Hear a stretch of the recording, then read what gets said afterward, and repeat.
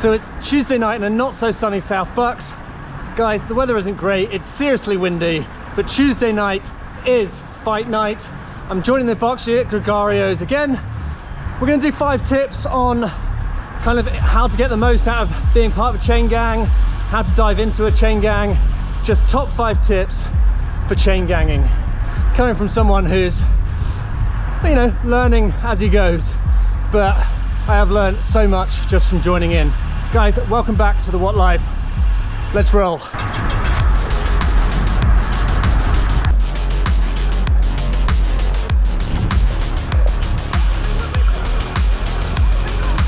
It's the end of May and the weather really should be a little bit better than it is, but it is what it is and we can't change it. So I'm trying to make the most of it. I missed last week's chain gang because it was absolutely hammering with rain on a Tuesday night.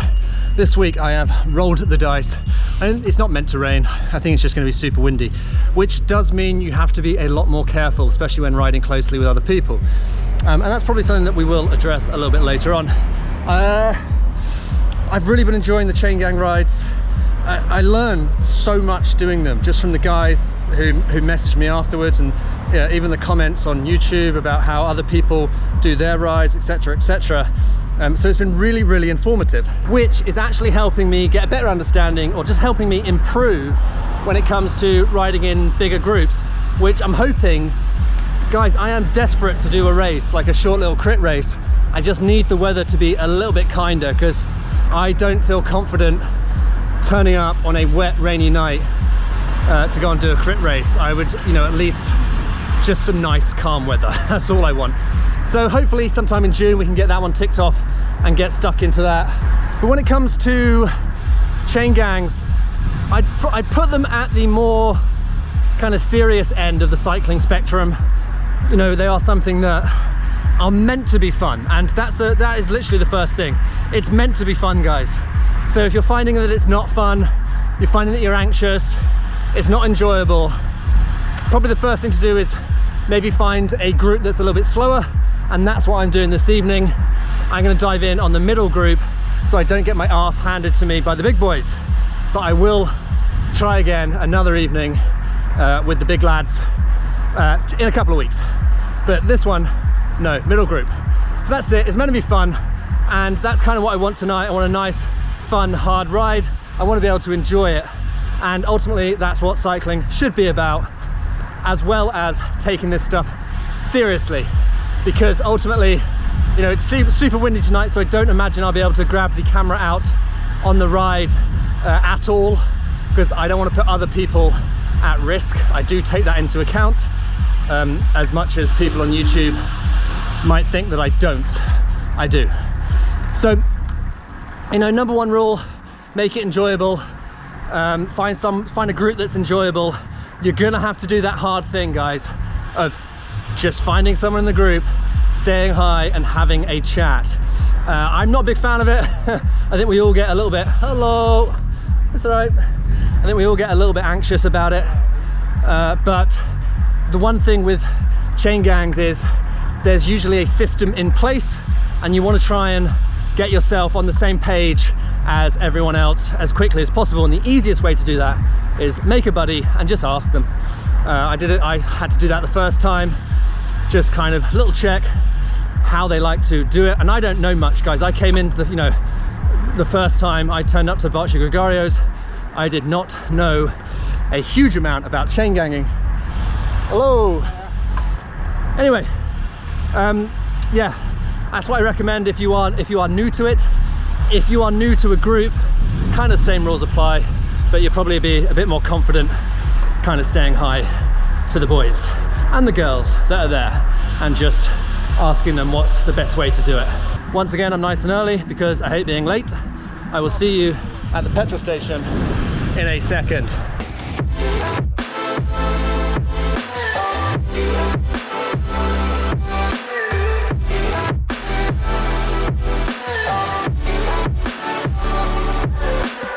But I'm going to leave the big boys to do their thing. This week I'm going to join in with the middle group, which should be like 5 and 5 fast boys, 5 middle group. Yeah, which is nice. 5's a good number because you get to work, you get to do the work, get to the back, sit up a little bit, and then you're straight back in. So if we can hold a good pace on a windy day with a 5-man, 5-6-man group, that'd be cool. That'd be a good session. My second tip is all about cornering, and more specifically high-speed cornering, because I realise with the faster the group that you ride with, the more speed you need to hold in the corners so you don't lose any distance to the tyre in front of you, which is going to make life so much easier. So this, guys, is a high-speed corner on a roundabout. The guys obviously check. We are with Nick, Hugh and Adrian. Adrian comes off a little bit, which is all good. I just decide to try and ride alongside him so that we can both maintain a high speed, and then I can drop in behind as he closes the gap. High speed cornering was one of the first things I realized that if I wasn't kind of very good at it, I was losing meters on the wheel in front, and it was making life so much harder for me. So this is me really trying to hold Ben's wheel as we come through a sharp left-hand turn. Because we know it's a left-hand turn, we're going to turn straight onto the side of the road that we will then be cycling on. I know that the boys are going to try and keep the speed going through it.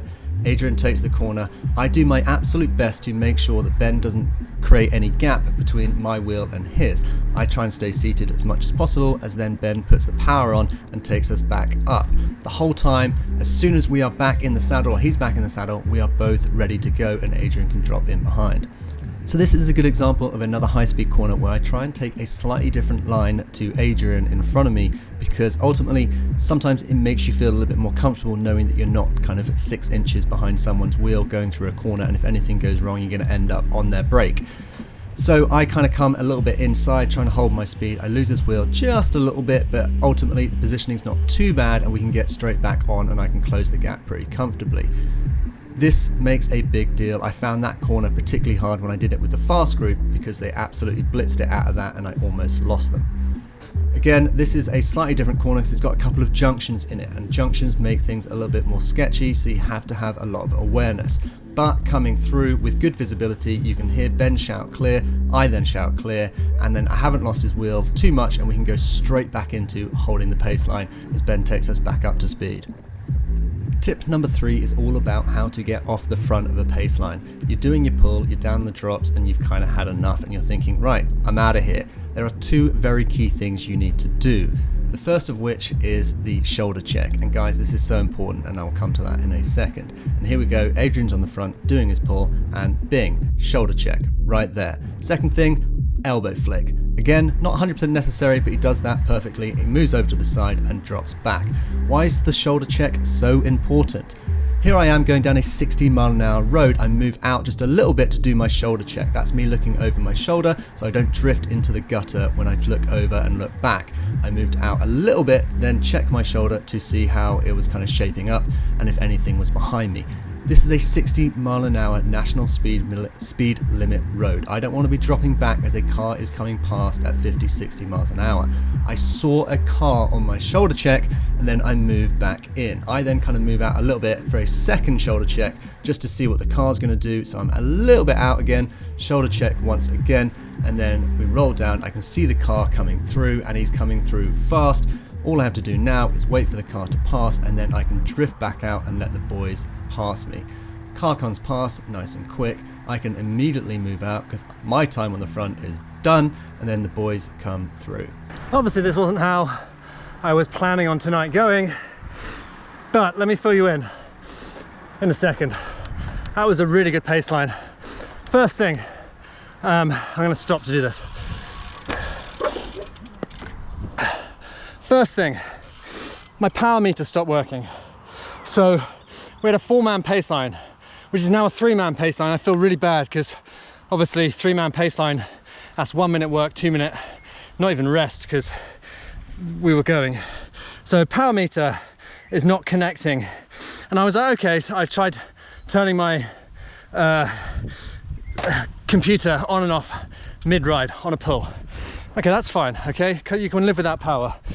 And then, and this is exactly what happened last time we did a pace line. My saddle, the way that this is designed here is if you slide your saddle forwards and if you slide your saddle, the way this is designed, if you slide your saddle forwards and backwards, it will tilt it.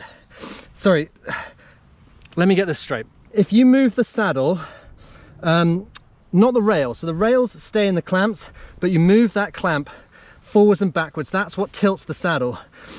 The problem is that if you sit at the nose of your saddle, you've got a long saddle, it seems to put too much pressure on it, and it's ended up like that.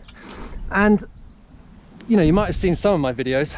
I have like a -1 degree on my saddle anyway, but that is aggressive, and I couldn't hold that. I couldn't cycle like that. And then there go the boys.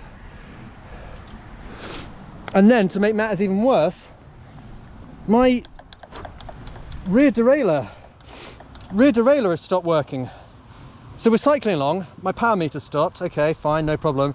Then my saddle bounced, and I was like, well, if I can make it with my saddle like this till the traffic light, I might convince the lads to wait for another 30 seconds whilst I fix it.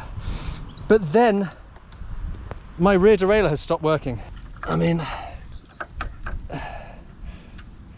swap the batteries over. So my rear derailleur ran out of battery and wasn't shifting. Oh, Max, I don't think I'm very good at chain gangs. I don't think why did I want to make a video on 5 tips on how to chain gang? I am horrible at doing chain gangs. Okay, right, there's nothing I can do. I'm gonna try and catch them up at a different point. I'm gonna try and take a shortcut.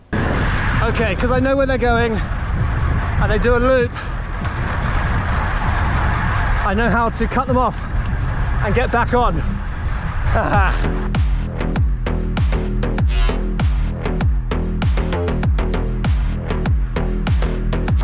Okay, I'm now cycling the wrong way down the route. Hopefully going to pick them up coming the other way. Now here's the problem. If they come flying past, I'm not going to get back on. So I need to pay attention and try and wing it round and catch them again. I might try and find a straight and just sit there and wait for them to come. Sorry boys, I didn't mean to mess up like this. I do apologise.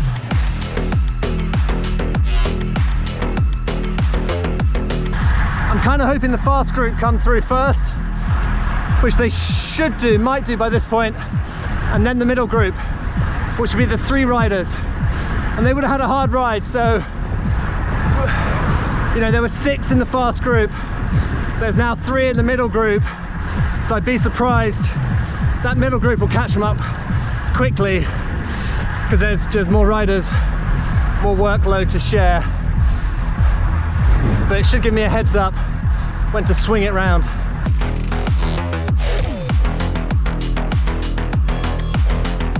So yes, whilst making a video on 5 tips on how to chain gang, I managed to let the battery on my rear derailleur run out. Guys, I think that's just a lesson in itself. Nothing specific to chain ganging. Check your batteries. I've actually now linked it up to my head unit and they are talking to each other. This is me getting back on the group. Actually, at this point, you can just see that it's Ben and Adrian left. They are just overtaking a couple of other riders that were in the first group that set off first, and I then dive back on. Okay, tip number 4 is all about the position you're going to hold when you're in the group. You can see Adrian's just done his pull and his hands are down on the drops, which gives him a more aero advantage. And this is exactly what we want to talk about now, is when the group rolls through, you can see the different positions that they are holding. In general, if you're on the front, you want to be more aero. You want to try and bend your arms, or you want your hands to be down on the drops. And here's a really good example as Ben comes through. Nice bent elbows, kind of head a little bit down. Hugh comes through, slightly straighter arms, sitting up a little bit, and then same with Adrian. And I can dive on the back and I can keep my arms straight, I can sit up and I can breathe and catch my breath. As you get closer to the front, guys, get more aero. One of the things about chain gangs that gives me a huge amount of anxiety is feeling like I am being judged, and it's just not the case. This is my last tip, and it's to do with missing turns. Now, this isn't Adrian missing a turn, this is me coming back onto the group, realizing there's a bit of a gap and thinking, do you know what, I can move up on Ben's wheel because there is a space, and I will give Adrian a bit of an extra rest before he then has to work his way back up. Missing a turn is not a problem. It wasn't actually even intentional, it was completely my decision, and these junctions are kind of opportunities for people to kind of move back in, and you are not going to be judged if you let someone in front of you. It makes no no difference. And here's a really good example of like almost 3-4 minutes later where Adrian does a similar thing. We come into a roundabout junction, so we have to slow. Adrian holds his speed a little bit better because we get to go through first, and you can see the junction's clear. He then comes through, decides that his nose or his wheel is in front of us all, and then he decides, do you know what, he's going to sit on the front. I think Ben checks me to see whether I was going to go on Adrian's wheel, which I don't, and then Ben moves back up. But guys, I will say Ben is a super strong rider, and you know, I think I was doing him a favor anyway. Get a bit more time in the saddle pushing the watts hard. Thanks, Ben. That was easily the fastest one I've done. I've only been to 3, but Okay. yeah. It was pretty hard going, I think. Yeah. I thought these guys were going to catch us sooner. Where did they catch you? On Carter's, Okay. halfway up. Because I managed to kind of come back round, and then I saw them like hair past me, and then I turned around and you two came past, and I was like, right, I'm gonna try and get back on. I mean, you put some power down on, well, you were nice and steady down drift. Yeah, I think lift was a lovely tail. Yeah. It's nice to get some speed.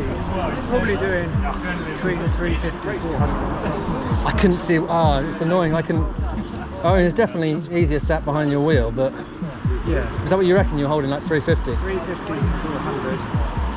Maybe. You were doing like 2 minutes, 2, 3 minutes? Yeah, 2 minutes at a time. But I was probably on my limit. If I'd have gone any harder, Yeah. I was trying to hold a minute, and that was about all I could give.